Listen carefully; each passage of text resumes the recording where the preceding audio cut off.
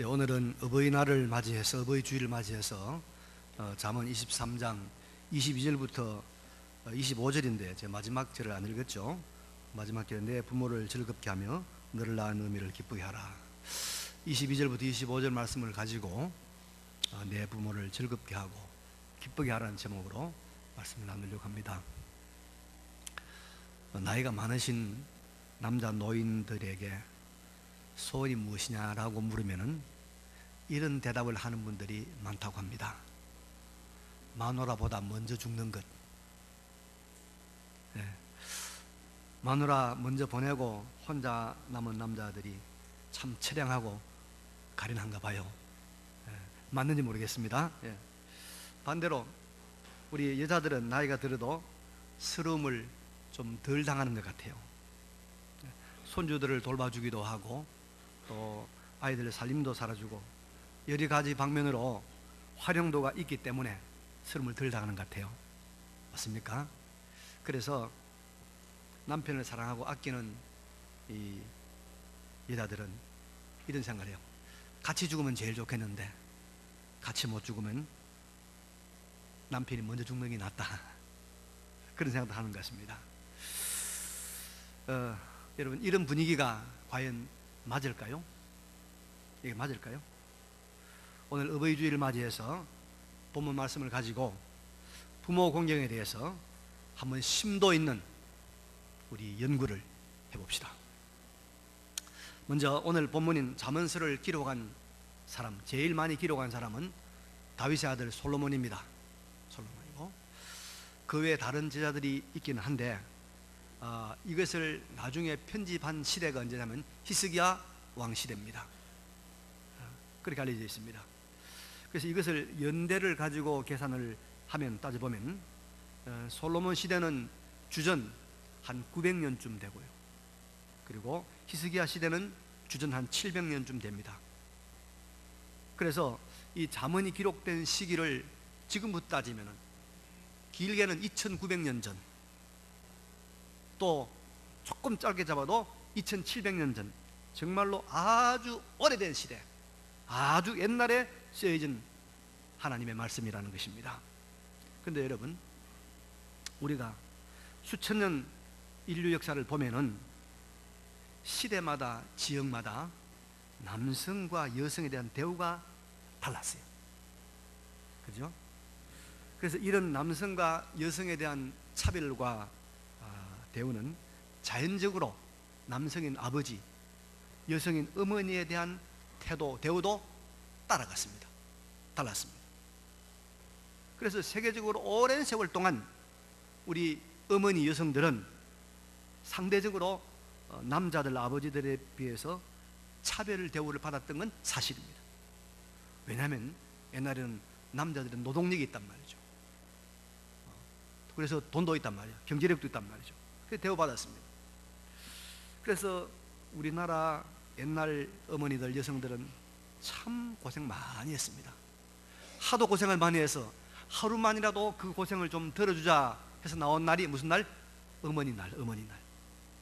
하루 그날만이라도 좀 어머니 좀 편하게 해드리자, 그런 것이죠. 승리란 취지였습니다. 근데 지금은 많이 달라졌습니다. 우리나라를 비롯해서 전 세계 국가를 지도하는 최고 지도자들, 여성들이 많이 있습니다. 유럽에서 가장 큰 나라 독일 수상이 몇여 개를 여자 아닙니까? 지금은 여성이 대세입니다, 여러분. 그래서 여성들에게 잘못 보였다가는 국물도 얻어먹지 못하는 그런 시대가 됐어요.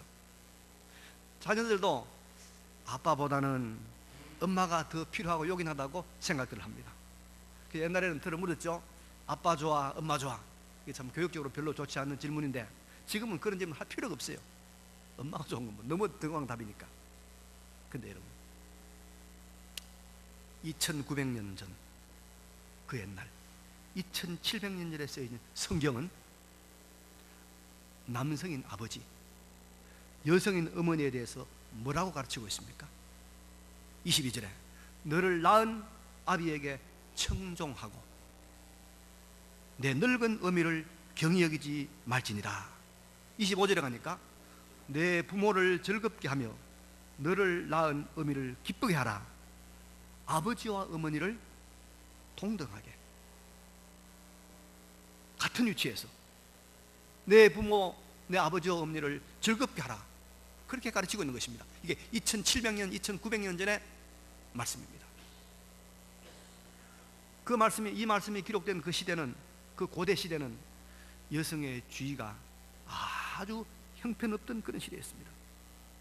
이런 시대의 영향으로 인해서 당연히 어머니의 위상도 아버지에 비하면 대단히 낮은, 참 천대받는, 그렇게 취급될 수밖에 없는 그런 시대였습니다. 그런데 성경은 동등하게 부모, 아버지와 어머니를 이야기하면서 동등하게 효도할 것을 가르치고 있습니다. 이걸 보면 성경은 참 시대를 초월한 하나님의 말씀인 것이 분명하죠, 여러분. 자, 여기서 여러분, 우리는 이제 이런 결론 하나를 내리고 넘어가야 되겠습니다. 부모에 대한 공경과 부모 대접은 시대 분위기를 따라 하는 것이 아니다. 또 자녀를 도울 수 있는 힘이 있는가 없는가, 그것을 보고 실용적인 가치를 따라서 하는 것도 아니다. 그 결론을 내리게 됩니다. 이것은 하나님의 명령입니다. 절대자이신 하나님께서 정하신 법입니다. 이건 하늘의 법입니다. 이건 이유가 없습니다. 이유가 없습니다. 하늘이 내린 법입니다. 그래서 남겨줄 유산이 많은 아버지라서 내가 가서 잘하고 애를 먹이고 힘들게 한 아버지니까 내가 천대하고, 그건 아니다. 잘났든지 못났든지, 잘 살든지 못 살든지, 나를 버렸든지 그도 키웠든지, 아버지는 아버지고 어머니는 어머니다. 왜? 하나님이 부모로 세웠기 때문에. 하나님. 시대 분위기를 따라서 효도에 대해서 태도가 달라지면 안 됩니다. 실용적 가치가 있기 때문에, 활용 가치가 있기 때문에 잘해주고 못해도 이것도 아닙니다. 하나님의 말씀을 따라서 부모를 공경하는 하나님의 거룩한 백성들이 되시기를 바랍니다. 근데 여러분, 이렇게 하나님의 말씀을 따라서 사람이 부모를 공경하면 어떤 일이 일어나는가 하면 하나님의 복을 받습니다. 하나님 복 주시려고 우리에게 이 말씀하신 거예요. 복을 받는데 세 종류의 복을 받습니다. 부모를 하나님 말씀 따라 공경하면, 첫째는 하나님으로부터 직접적인 복을 받습니다. 출애굽기 20장 12절에 보면 내 부모를 공경하라, 그리하면 내 하나님 여호와가 내게 준 땅에서 내 생명이 길리라 그랬습니다. 이 세상에서 가장 귀한 것이 생명 아닙니까? 그러니까 부모를 공경하면 하나님께서 가장 귀하게 여기는 것, 그거 하나님께서 오랫동안 누리게 해준다, 이 말입니다. 그리고 에베소 6장 1절 이하에 보면 자녀들아 주 안에서 너희 부모에게 순종하라, 이것이 옳으니라. 내 아버지와 어머니를 공경하라, 이것은 약속 있는 첫 계명이니 이로써 내가 잘 되고 땅에서 장수하리라. 복에 거는 대신은 하나님의 축복의 약속이 있는 가장 중요한 계명이 바로 5계명, 이거란 거예요. 그래서 효도하는 자들에게는 하나님께서 반드시 복을 주십니다. 믿으시기 바랍니다. 복을 줘요. 복 받을 것 같으면 효도하면 돼요. 간단해요. 하나님 직접 복을 줍니다. 또한 하나님께서 직접 복을 주시는 이유가 있습니다. 자, 여러분, 이건 질문해 볼까요? 효도하고 출산율하고 관계가 있을까요, 없을까요? 효도하고 출산율하고 관계 있습니까, 없습니까? 관계가 있지요. 예. 자녀들 효도를 잘하면은 그 효도한 자녀를, 그 집안을 본 옆에 사람들이 나도 아이를 낳아서 기르면 저렇게 효도하였구나, 더 놓고 싶은 거예요. 예. 근데 애 먹이고 말썽 피우고 괴롭히는 자녀가 있는 그 부모가 늘 입에서 하는 말, 무슨 말이죠? 무자식 상팔자다. 무자식 상팔자다. 그러니까 효도하고 여러분 이 출산율하고는 관계가 많아요. 그렇죠? 우리나라가 지금 출산율이 떨어진 이유는 뭐냐면 우리나라에 효도가 지금 많이 지금 잃어버렸다는 그런 말이에요. 효도한 사람이 많이 없어졌다 이 말이에요. 그런데 여러분, 하나님은요 세상에 사람을 만드시고 첫 번째 하신 말씀이 있습니다. 뭐냐면 생육하고 번성하라. 이 생육하고, 이것은 하나님의 위대한 명령입니다. 생육하고 낳아서 기르고 번성하라. 이거는 사람뿐만 아니라 모든 짐승, 모든 생물에게도 하나님께서 동일하게 주신 말씀이에요. 그래서 여러분, 이 오염이 덜 된, 죄가 덜 묻은 이 만물들은요 반드시 뭐냐, 죽기 전에 짝짓기를 해서 새끼를 낳습니다. 씨를 퍼뜨립니다. 근데 요 못된 사람들은 그걸 안 하려고 그래. 사람들. 네. 그래서 효도하는 것은 하나님이 그렇게 원하시는 이 번성의 명령, 생육의 명령을 수행하는 거기 때문에, 지키는 거기 때문에 하나님께서 효도하는 자에게 큰 복을 주십니다. 직접적인 복을 주십니다. 믿으시기 바랍니다. 주십니다. 두 번째는, 효도하면 여러분요 인생의 아주 소중한 보배인 지혜와 훈계와 명철을 얻게 된다고 본문은 우리에게 가르치고 있습니다. 본문을 자세히 보면 22절에 이런 말씀이 있죠. 너를 낳은 아비에게 청종하고 내 늙은 어미를 경히 여기지 말지니라. 그런 다음에 23절에 진리를 사되 팔지는 말며 지혜와 훈계와 명철도 그리 할지니라. 자, 이 두 구절을 여러분 연결시켜 보면 이런 말이에요. 아비에게 청종하지 않고 어미를 경히 여기는 불효를 하는 것은 바로 뭐냐? 진리를 팔아버리는 것이다. 이것은 훈계와 명철을 소멸시켜버리는 어리석은 행동이다, 그 말입니다. 여러분, 우리가 부모 세대의 이 말을 공경하면요 참 지혜를 얻습니다. 솔로몬의 아들이 누구냐 하면 르호보암입니다. 솔로몬이 이룬 그 영광스러운 왕국을 이 르호보암 아들이 다 말아먹었어요. 아시잖아요. 12지파의 왕국인데 10지파가 북쪽 이스라엘 떨어져 나가버리고 나머지 2지파만 날았어요. 근데 그게 왜 그래 됐냐 하면 르호보암이 왕이 됐을 때 백성들이 찾아왔습니다. 당신 아버지 때 우리가 너무 많은 짐을 지고 너무 많은 세금을 내고 힘들었으니까 조금 경감시켜주면 어떻겠느냐, 좀 풀어주면 어떻겠느냐, 그 말을 듣고 그러면 3일 후에 오너라. 그 다음에 이걸 물었죠. 그래서 아버지 세대, 그 노인 세대에 물으니까 노인들 하는 말이, 예, 그 백성들의 요구를 들어주는 게 좋겠습니다. 근데 자기와 함께 다니는 이 젊은 사람들, 고생을 모르고 사는 사람들, 이 사람들한테 물어보니까 무슨 그런 말 들어줍니까? 예, 아주 혼을 내야 됩니다 하면서 들어주지 말라고 그랬어요. 그래서 이 르호보암이 누구 말 들었습니까? 아버지 세대 노인들의 교훈을, 그들의 지혜를 무시하고 이 자기와 함께 들은 사람, 자란 사람들의 말을 듣고 백성들이 여기 왔을 때, 르호보암 중심으로 왔을 때 그랬잖아요. 내 새끼손가락이 우리 아버지 허리보다 크다. 우리 아버지는 책찍으로 다스릴 때면 나는 정갈로 하겠다. 막 포근을 퍼부니까 10지파가 다 떨어져 나와서 반란을 일으켰잖아요. 그래서 우리가 이 부모의 말을 듣고 노인의 말을 듣는 것은 지혜와 명철과 훈계를 얻는 것이다. 이 그리스라는 나라가, 여러분, 우리가 지금 신약 성경도 그리스로 써있죠. 한때는 세계를 정말 다 지배했던, 지금도 이 그리스의 문화가 전 세계에 영향을 미치잖아요.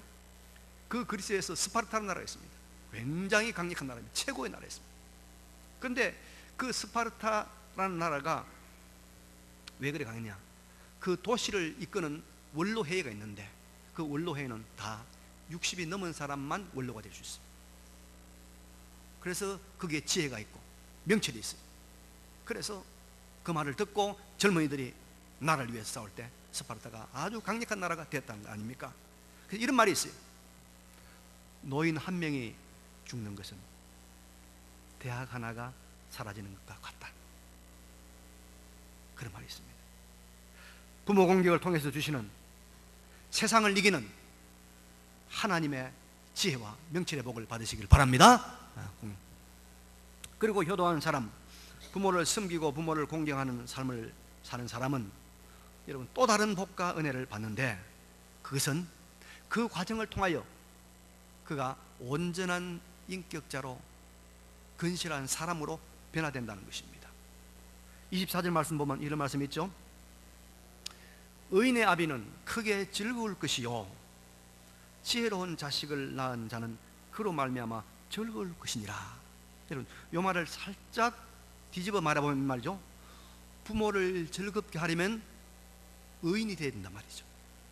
그죠? 또 부모를 즐겁게 하려면 어떻게 지혜로운 사람이 되어야 된다는 것입니다. 그렇잖아요. 악한 부모를 둔 마음이 얼마나 속이 타고 얼마나 마음이 아프겠습니까? 악한 자식을 둔 부모의 마음, 안 그래요? 어리석은 자식을 둔 부모의 마음이 얼마나 쓰리고 얼마나 아프겠습니까? 그래서 우리가 부모를 즐겁게 하려고 하니까 내가 의인이 되어야 되고, 내가 바르게 살아야 되고, 내가 지혜롭게 살아야 되겠더라, 이 말이요.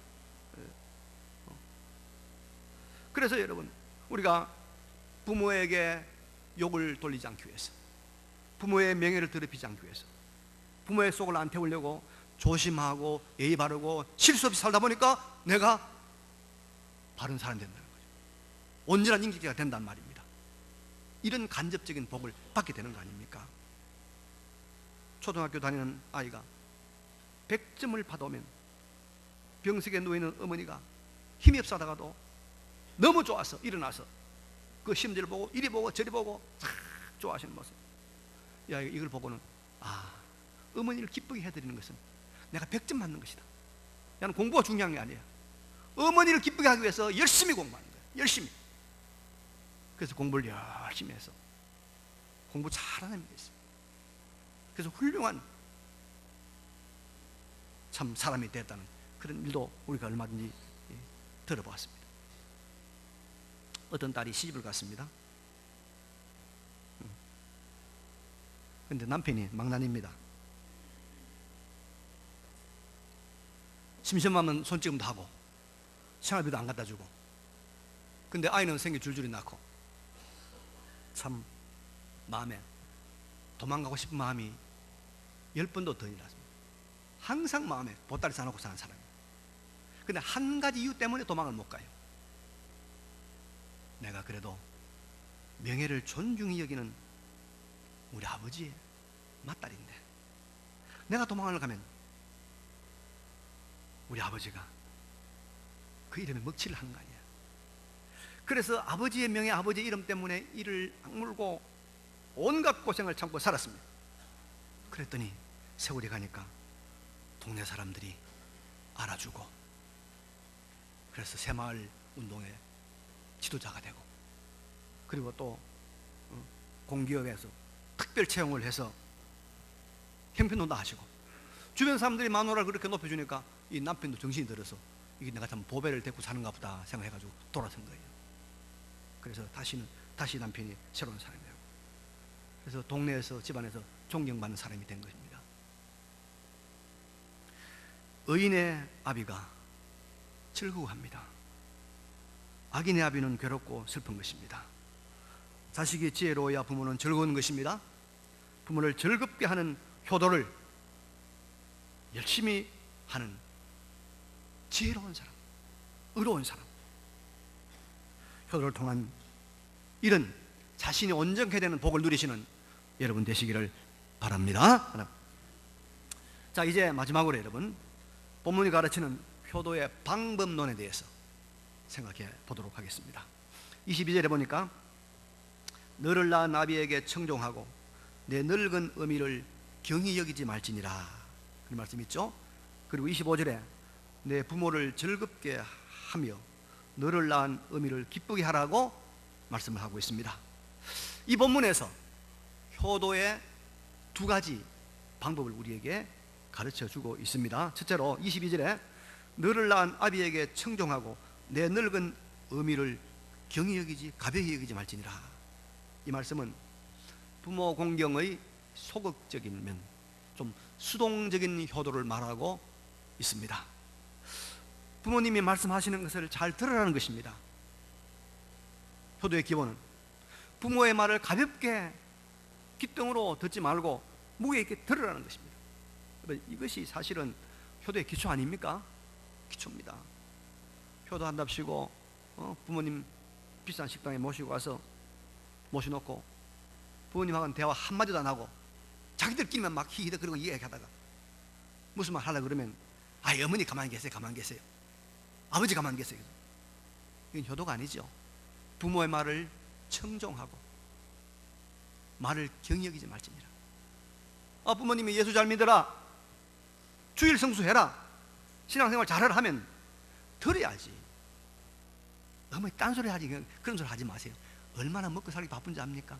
주일은 무슨 주일? 그렇게 달래드리면 여러분, 황금을 달아주어도 그건 불효입니다.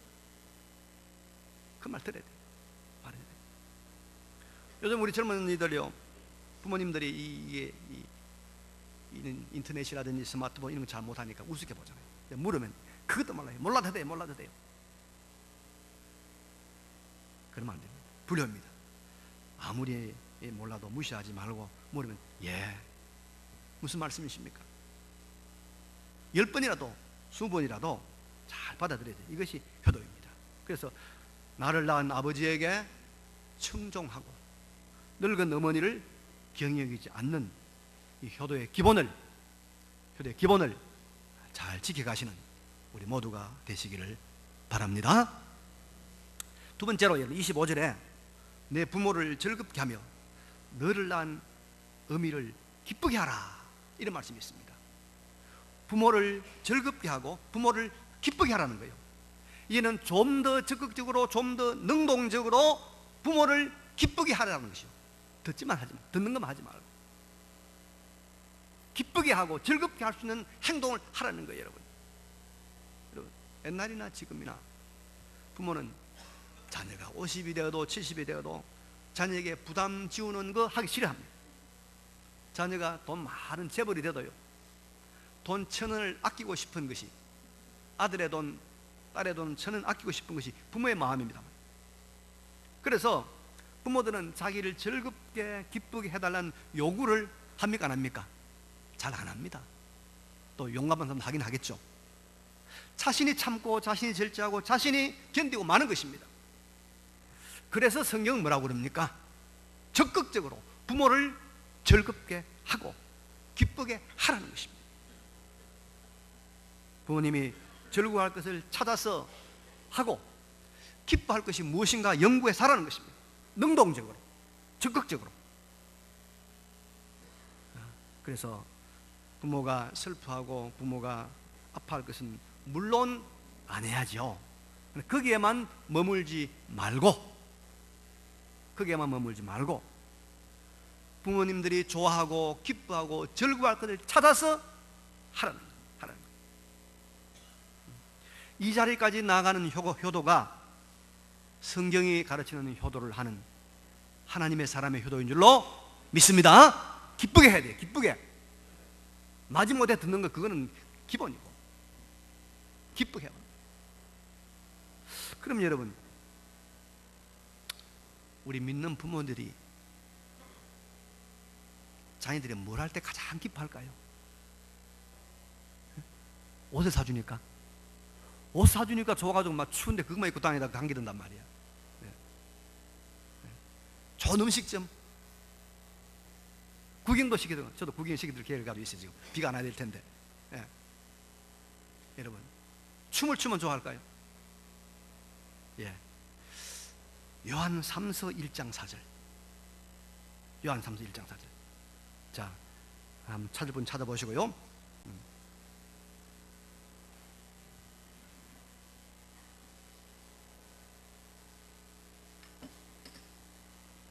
저 성경 신약성경 뒤쪽에 있습니다.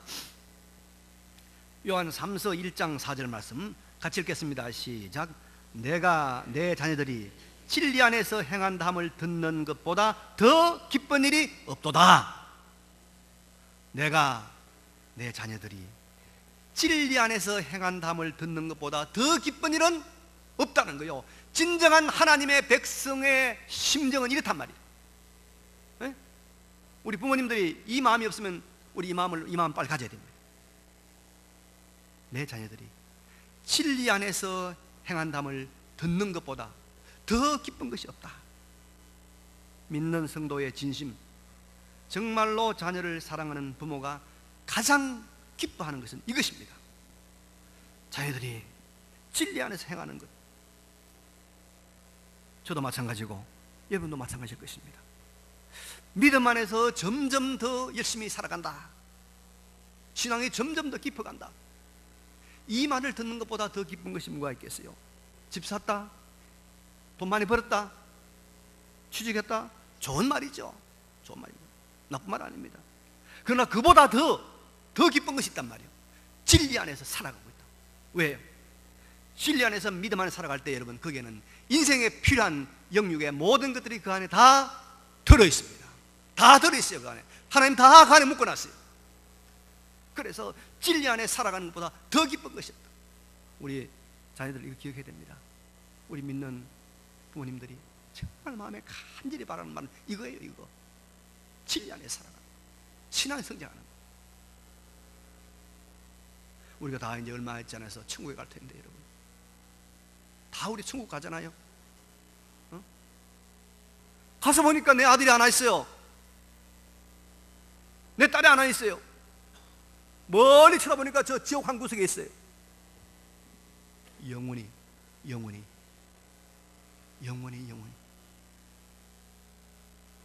뿐만 아닙니다. 예수 잘못 믿으면 자손이 망합니다. 잘못 믿으면 내가 80, 90대에서 보니까 나보다도 더 못 사는 자식이 돼버렸어. 나보다도 더 불행한 자식이 돼버렸단 말이야. 얼마나 가슴 아프겠어요. 그게 뭡니까? 진리 안에서 살지 않아서 그런 겁니다. 진리 안에서. 우리가 부모님들은 이 마음 꼭 가져야 됩니다. 내가 자녀들이 진리 안에서 행한다 함을 듣는 것보다 더 기쁜 일이 없도다. 아멘입니까? 아멘입니까? 더 기뻐요. 그럼 우린 자녀들은 어떻게 됩니까? 진리 안에서 행해야 되죠. 믿음으로 살아야 되죠. 이것이 부모를 가장 기쁘게 하는 거 아니겠습니까? 예. 이제 말씀을 요약 한번 하고 마치겠습니다. 여러분, 효도는 시대의 분위기를 따라하는 것도 아니고 신령을 따라하는 것도 아닙니다. 절대적인 하나님의 명령을 따라서 하는 것입니다. 이 효도를 하면 하나님의 직접적인 복도 받고 간접적인 지혜와 인격의 복도 받습니다. 이제는 우리가 부모에게 부모의 말을 청종하고 부모를 경히 여기지 않는 수동적인 기본적인 효도에서 더 나아가서 적극적으로 부모를 기쁘게 즐겁게 해드려야 되는데, 그게 뭡니까? 진리 안에서 행하는 것입니다. 진리 안에서 이 길을 걸어가시는 우리 모두가 되시기를 간절히 바랍니다. 이 말씀을 기억하시면서 잠깐 우리 하나님 앞에 결단의 기도를 드리겠습니다. 기도하십시다. 걸어가시고 전능하신 우리 아버지